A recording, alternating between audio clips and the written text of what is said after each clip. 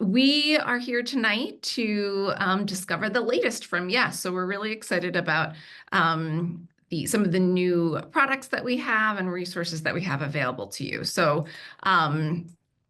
just as a reminder, and I am hoping, I think you can all see my screen too, but as a reminder, you're here at this webinar because you must be familiar with our Youth Engineering Solutions, or formerly known as Engineering is Elementary, our curriculum and our resources.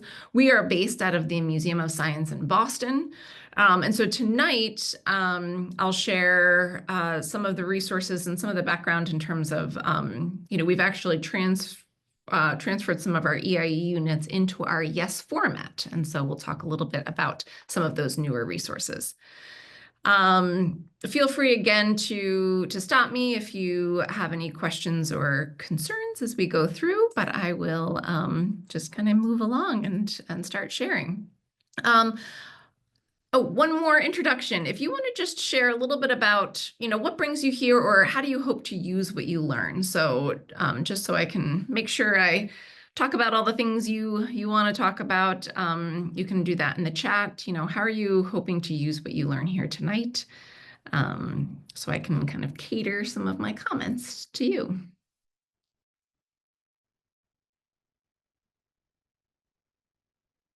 Great, we've got STEM events.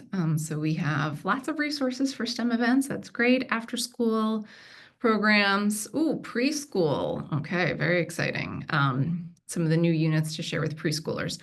That's very exciting. So, and keep them coming in. I have a lot of resources for you, and I think a lot of resources that will go very well with after school.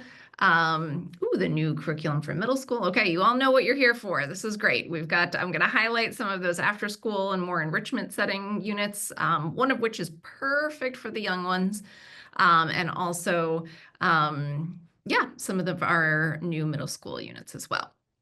So we have 4 new units that is available to you all right now. And so I'm going to do kind of a higher level overview of these units tonight. And I hope that it'll give you a good sense of what's new, and also just what some of the structures are of our current resources. So we have actually 3 units that are designed, in those ones in green, that are brand new, that are designed more for kind of an enrichment, is what we're calling it, or an after-school setting, summer school setting, basically units that aren't as closely tied to science content, but is more focused on just the engineering content themselves. And then we have 1 new unit that I wanted to highlight tonight, our newest middle school unit that's more designed for in-school learning, because it's closely tied with potential energy and kinetic energy and some of the science content around that. And that is our new engineering landing pads unit. So again, I'm going to give you a high level. It's not going to be a deep walkthrough of each of these units, but just to give you a sense for what we have and to show you where to find these resources. So I'll start with our kind of youngest. I'm going to kind of go from young to old. So our middle school folks, you got to stick around here. But we have our new engineering bubble wands unit. And if you are familiar, so if we have, it looks like we have some people who are familiar with the EIE units. This is actually a unit that we have revised from our engineering adventures resources. And so those of you who are EIE advocates and have been around for a while, you know that our engineering adventures curriculum is designed and was designed for elementary school after-school programs. Now that we have kind of our new format for our Yes, or Youth Engineering Solutions, we've revamped, and that's the whole point of all of this. We're actually going to revamp all of our EA units, all of our EA and EE. It's going to take a little bit, but we're going to kind of move them up, as we like to say, into the Yes format. And so what that means is that you're going to have slides to teach from, which is so exciting. So many teachers have been asking for that. We also have, for the lower elementary units, interactive illustrated posters. So instead of some of those longer storybooks that you might have been familiar with, Or for our EA units, we had other ways to set the context and, introduce students to the problem. We have these really fun interactive illustrated posters. We have vocab cards that come with your kits when you purchase your print materials, and a much more streamlined educator guide. So once no more 300-page teacher guides. We've streamlined them and made things a little bit more easier to digest. And so for this particular unit, youth use the engineering design process to design bubble wands. So if you've done the EA bubble wand unit, it is pretty similar. It's designed specifically for lower elementary, grades K through 2, enrichment settings. So again, like after school programs, summer schools.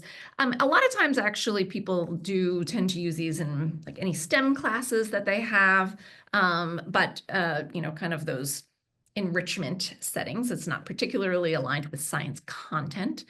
And it does consist of 5 45-minute lessons, but it has 4 optional lessons. And so this is the interactive poster that I'm talking about. So when you purchase your kit, it will come with a very large poster that has just this backdrop.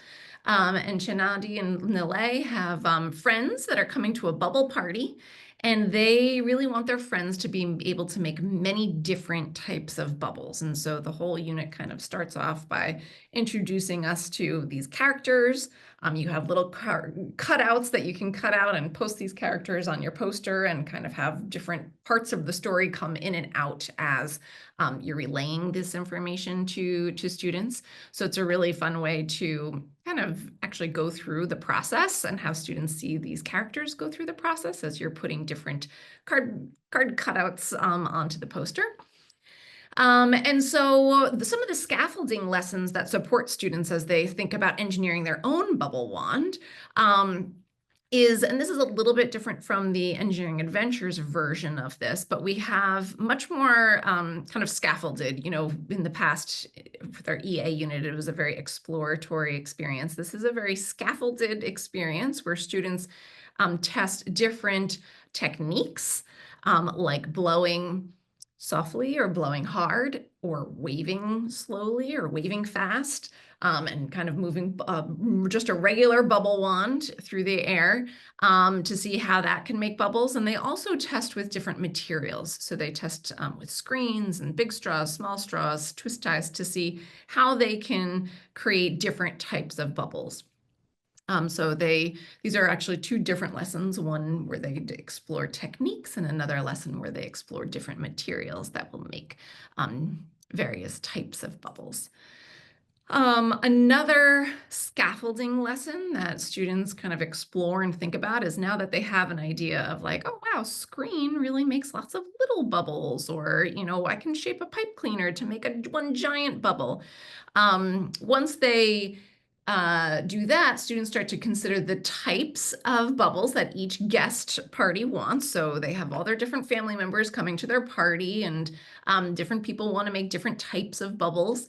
And they realize that actually those bubble wands that we're going to make for them will probably need different containers to actually scoop up that bubble solution. So they also think about the container. So you'll notice here, one of the strategies that we have for this interactive puzzle is now we have, this cardboard cutout of the different containers they can use. And we have these cutouts of the different types of bubbles that each character wants. And we also have some of the vocabulary that just kind of gets pulled down from behind the poster. So you'll notice they've already been introduced to the word bubble wand, technique, material, container. And so that's another way that we introduce some of the vocabulary. And then finally, they do engineer that bubble wand. They imagine, plan, create. They go through the whole engineering design process, and they design and improve a bubble wand. So it's a fan favorite. It's great for the summertime. It's also pretty good for potentially a STEM event too, although some tips of the trade is basically, if you're going to be doing this on a larger scale, you'll want kind of like a cloth on the floor so that kids don't slip around. Or this is a great activity to do outside in the summer. Do their testing at least outside in the summer. So it's I love this unit. It's super fun. Another one that is Also, I'm very excited to do this webinar because these are some of my favorite units, actually. It's another revised engineering adventure unit. This one's called Upcycled Toy Vehicles. Again, very similar in the way that we've kind of moved it up to the yes format, which means it has slides. It actually introduces the problem through a comic book. It has vocabulary cards, a streamlined educator guide, and one of the issues that we had heard with our recycled racers unit is that the material kit didn't come with a lot of the materials because it's supposed to be recycled materials. But we know that educators sometimes can't gather, 15 cereal boxes. So our material kit has the majority of the actual pieces of material you need to design in the kit. So that's another thing that we changed as well. So for this unit, they engineer a toy vehicle using upcycled materials. It's designed now for upper elementary. So in this one, you'll see for some of the scaffolding lessons, it's a little bit more complicated than waving bubble wands and blowing through bubble wands. So grades 3 through 5, again, enrichment settings, like out of school time, summer settings. It also consists of 5 45-minute lessons with another 4 optional lessons. So in this one, we've got our comic book here that introduces the problem. So Kai is actually opening an upcycle toy store, and he needs help specifically engineering toys with wheels. And so we've got some really great ways. So I remember doing this unit when it was recycled racers with students and actually with adults, and can be really hard sometimes to get those wheels and axles, those wheel and axles working.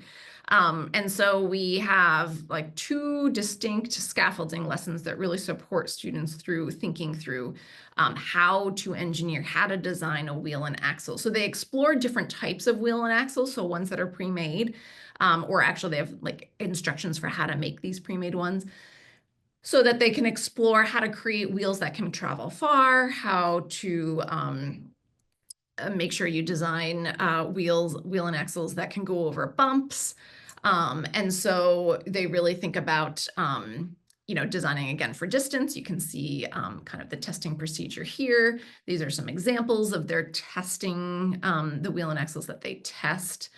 And the comic book that sets that context. So it has to go over some bumps. And so we have this really fun bump test where we have this ramp that you can just create here. And this is a whole video actually. So you can show students videos of how to test, and you just roll your recycle racer down and see if it can go over this bump without little pom-poms falling out from your vehicle. So that's a very fun test to do. We also have a much more scaffolded lesson that really has students thinking about the vehicle base. So again, we realized with the Recycle Racers unit that sometimes, it was just kind of a complicated part. Designing a vehicle isn't easy. And so students can actually decide and think about what type of toy do they want to make. Do they want to make a car? Do they want to make a carriage? Do they want to make a shopping cart? There's all kinds of different vehicle toys. And we really help them to think about the base. And then they go and they actually engineer that that upcycled toys. And so you can see they actually decide, do I want to engineer a car? Do I want to engineer a carriage or a cart? And that actually determines the different criteria that they have to meet. So if they decide that they want to engineer a car, then they need to carry just one driver, one pom-pom. So this is their model driver here. And if they decide to design a carriage, then they need to put 5 pom-poms into a little plastic bag, and it needs to hold that. But if they want to design a grocery cart, then they need to actually hold 20 different pom-poms. And so, thank you for these questions. The kits, when you actually purchase the kits, they can accommodate 30 students.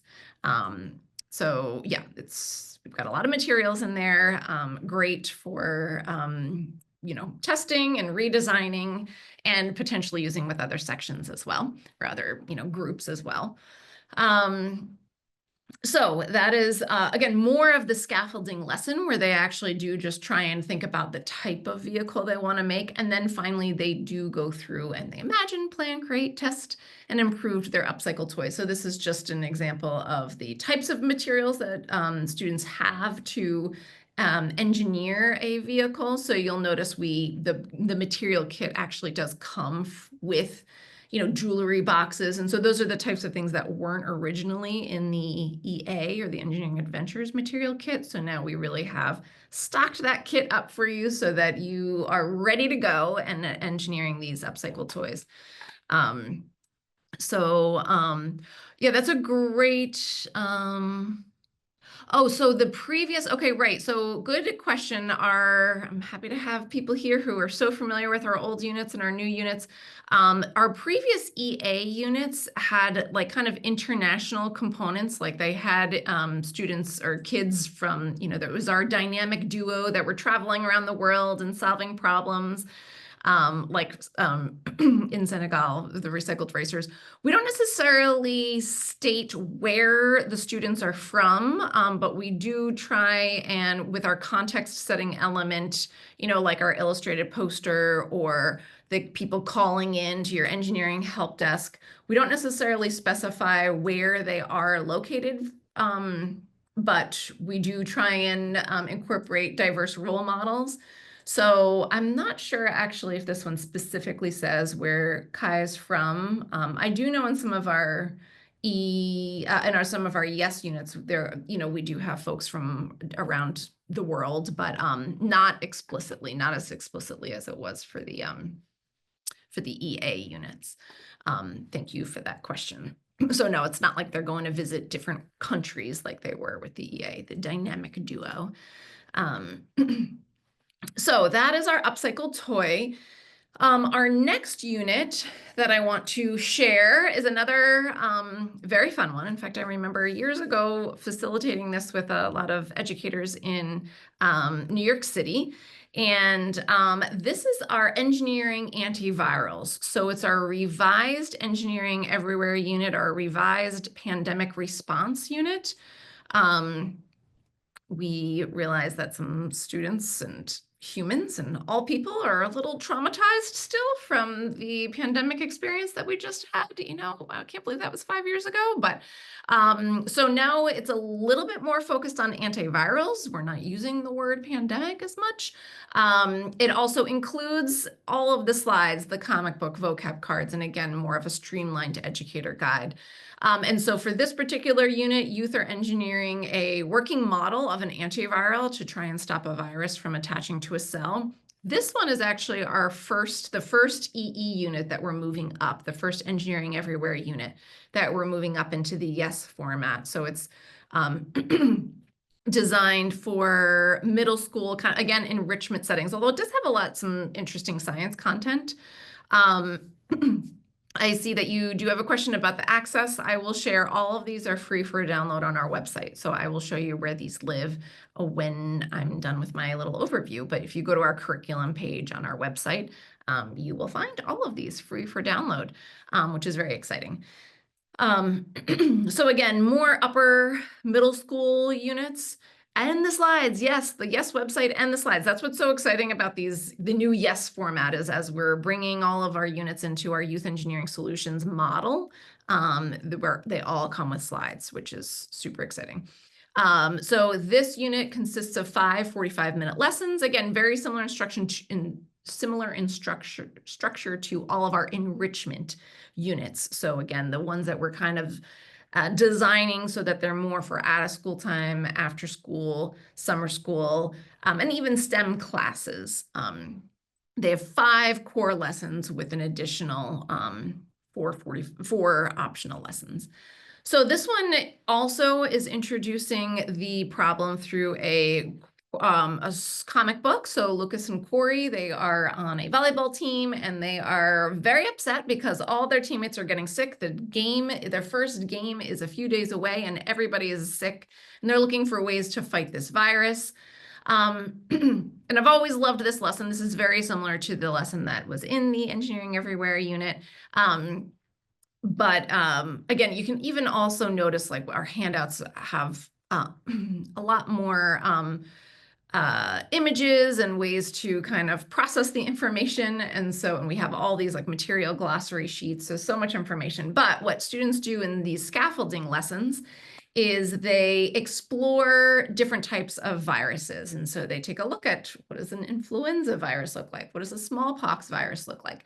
And they actually engineer a model virus that can attach to a model cell. So here in this bottom, this is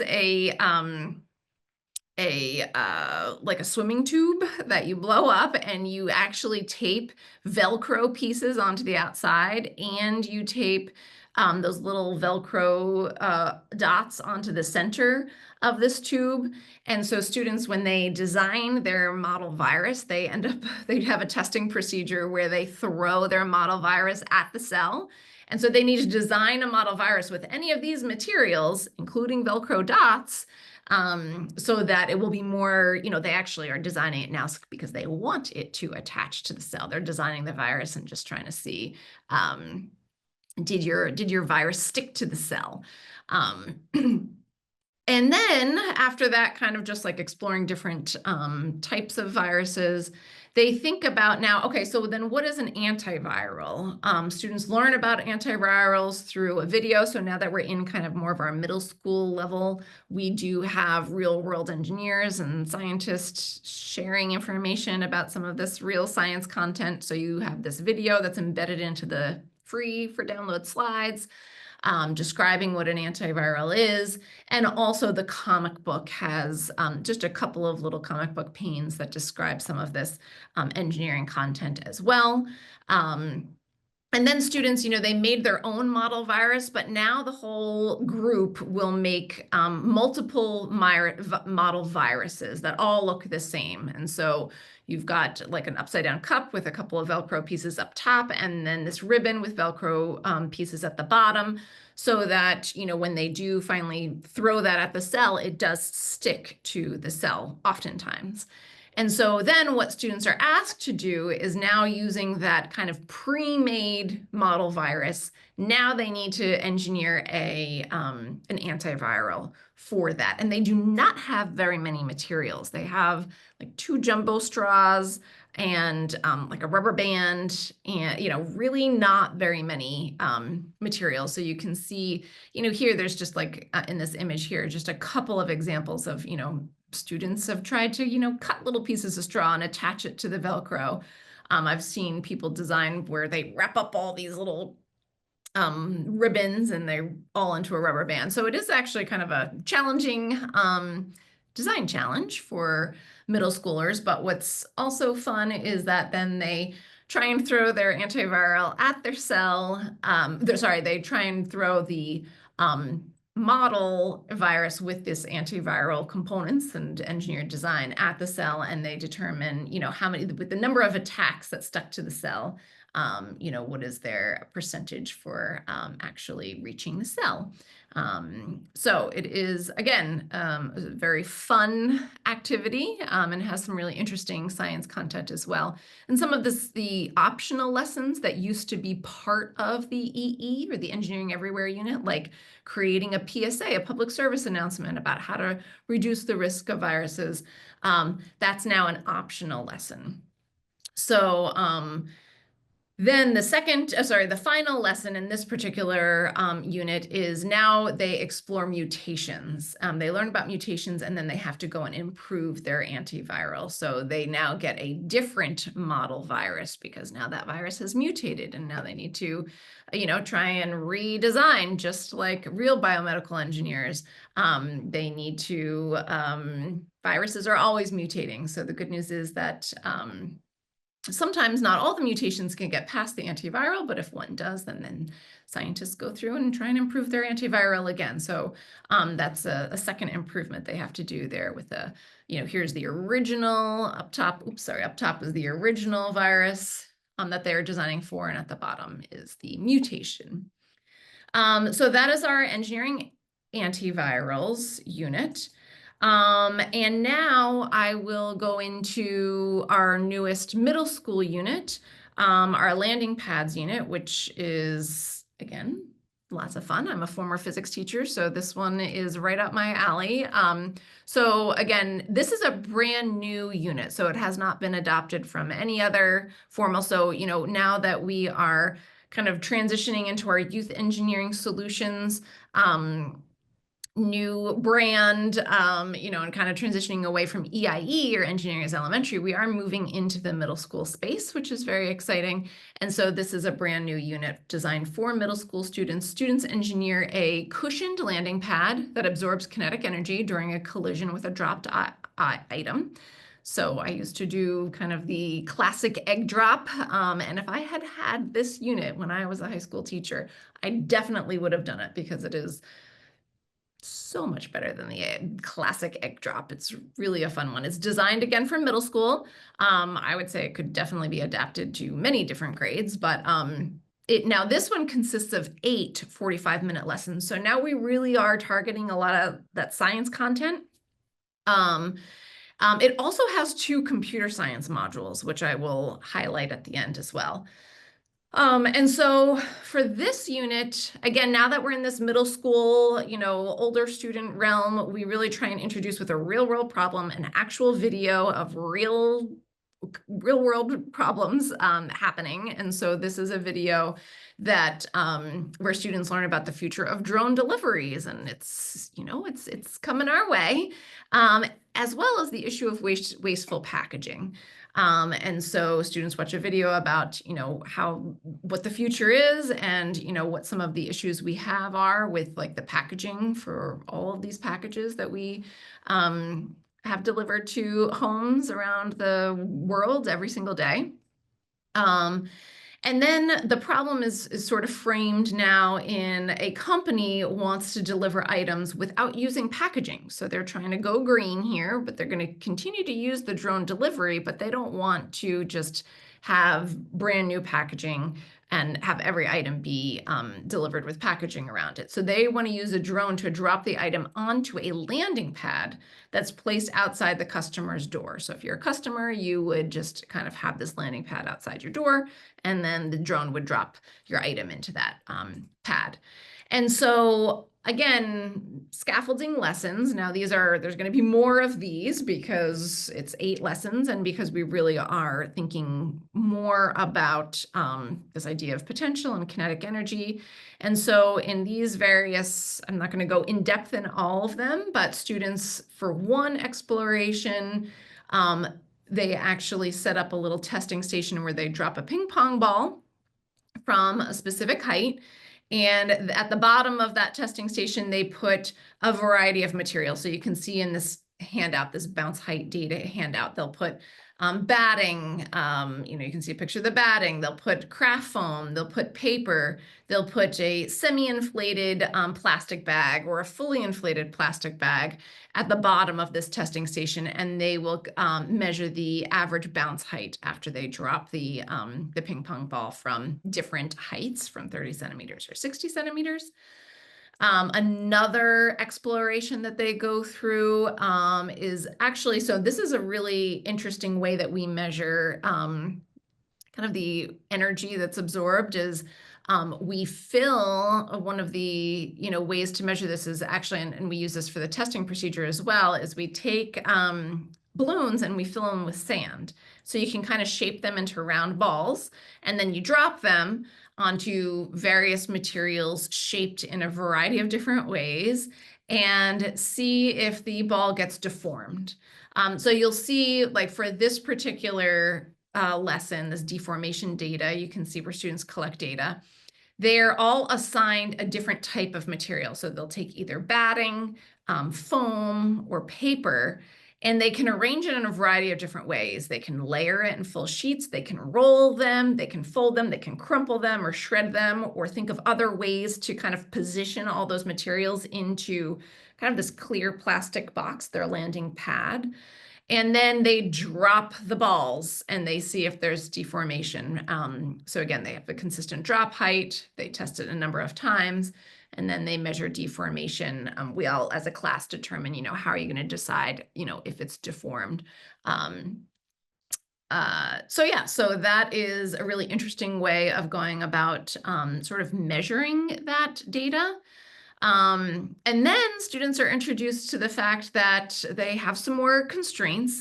Their landing pad needs to be reusable, and it has a budget constraint. So we have some prices associated with the materials that they need to use or they have access to.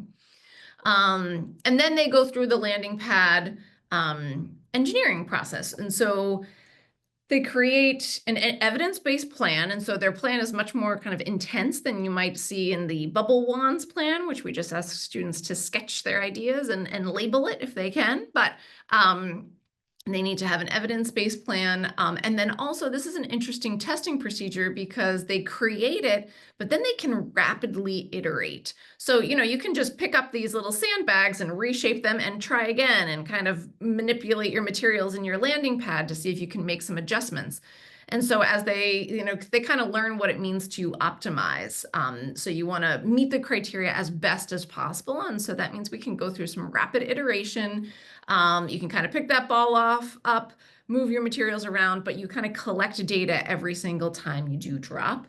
So you can make some of those evidence-based decisions. And you can see very vaguely here, there's just like a little clear box at the bottom of this testing station here. So that's where there's like this little clear box that students just put their landing pad materials into. And then for this, we do have, a computer science module that accompanies that. So let's say, I just walked you through that landing pad unit. That was 8 lessons, 8 45-minute lessons that I just blew through over a quick description. Now we also, if you're interested in computer science, we have 2 distinct modules. And when I say module, I mean it's 2 to 3 lessons, 2 to 3 45-minute lessons. And so this bounce height measurement, I believe that's 3 lessons where they, this is a really interesting one too. They realize that, okay, remember when we tried to measure our bounce height over and over and over again by dropping in ping pong ball? Well, can't we get a computer to do that? If we took a video of our ping pong ball bouncing, then couldn't that be a way that we could analyze the bounce height? And so we use free MATLAB interactives through MathWorks, which are really exciting. They're also totally free and accessible on our website as well.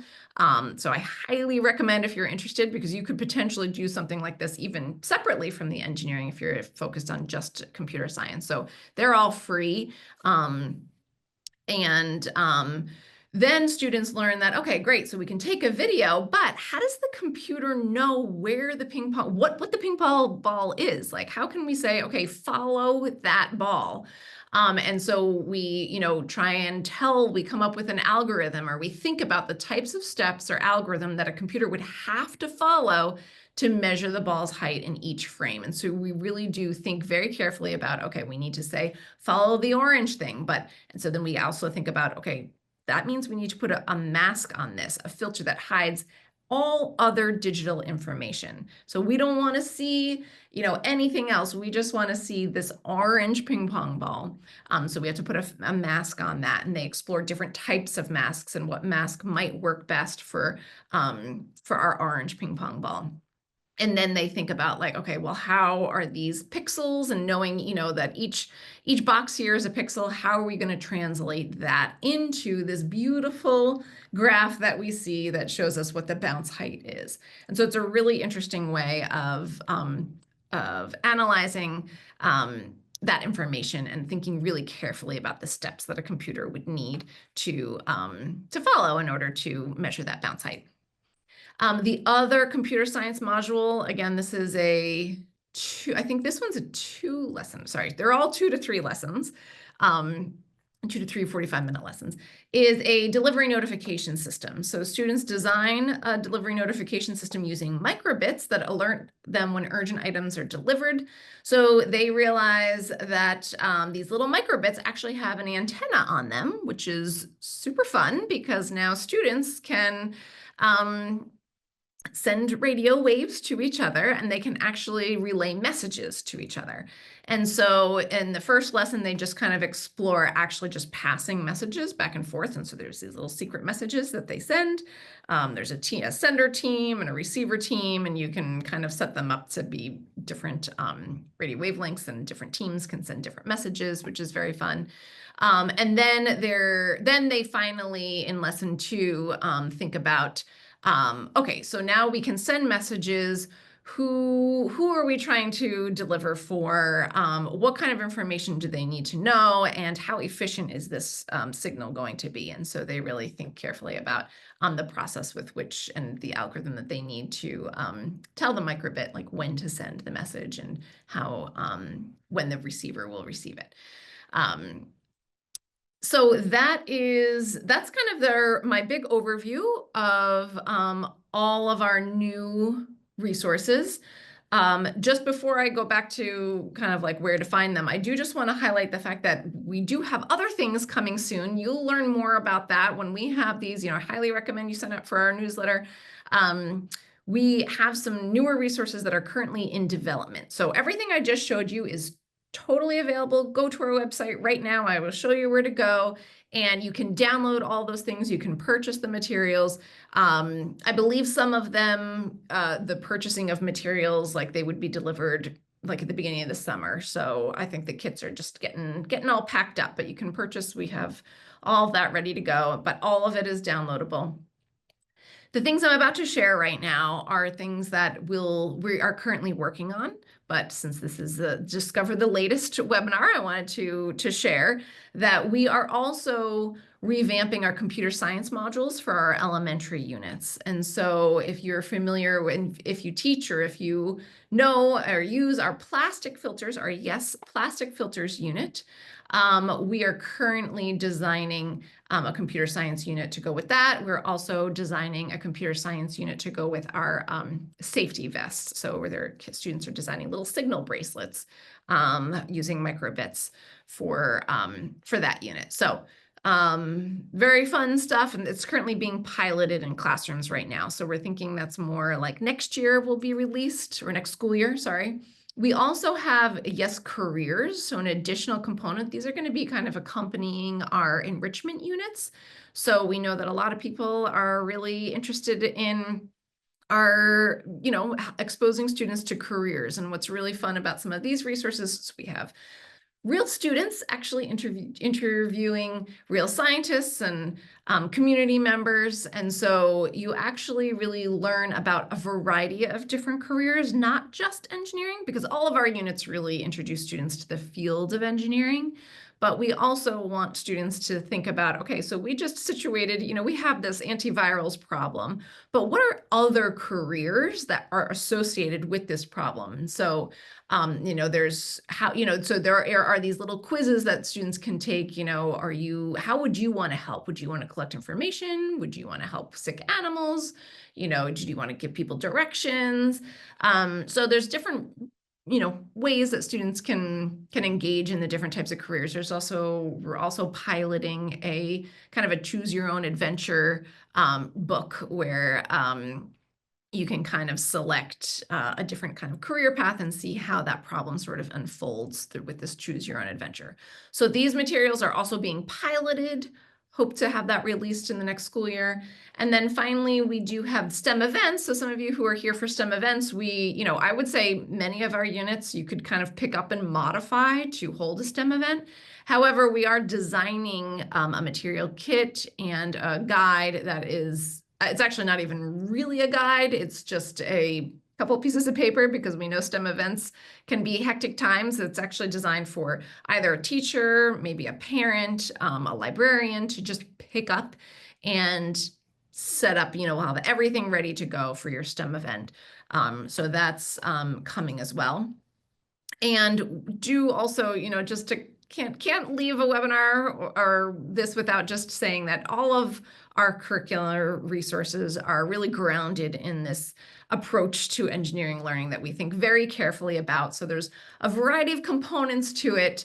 I would say one of the more important ones that I like to highlight are just the fact that we want students to be using these engineering practices. We want them to be working effectively in teams and persisting in learning through failure. And so I gave you very high level overviews of all of these units, but just to know that we in the background are thinking very carefully about the ways students engage with asset-based. They bring a lot to the table, and we tap into that. And that's, you can see that in our teacher guides. Socially engaged engineering is not done in a silo. Their students collaborate, engineers collaborate. They also solve real-world problems. So all of our units are really thoughtful around making sure that students are socially engaged, not only with their peers and working together, but also thinking about their impact on society and how engineering can be used to help that. And then again, these practices. So as I mentioned, all of these resources are free for download. So I'm going to just go through the rest of my slides here. I'm happy to, if anybody wants to stay, I'm happy to actually get online and give you a full walkthrough. But if you go to yes.mos.org, so if you're interested in our in-school units, you would just click on our Yes Elementary. And so we have one per grade right now. We also have our middle school units. We have our enrichment units as well. So once you get to like whichever page you're going for, if you're looking for middle school, if you're looking for after school or enrichment settings, you click on one of those things, red, blue, or green, and then you'll come to just this tile page of all the units that we have available. You just click on that. And then let's say you're interested in our pumpkin pollinators unit. You would then just get to our pumpkin pollinator page, and from there you could just click this download unit.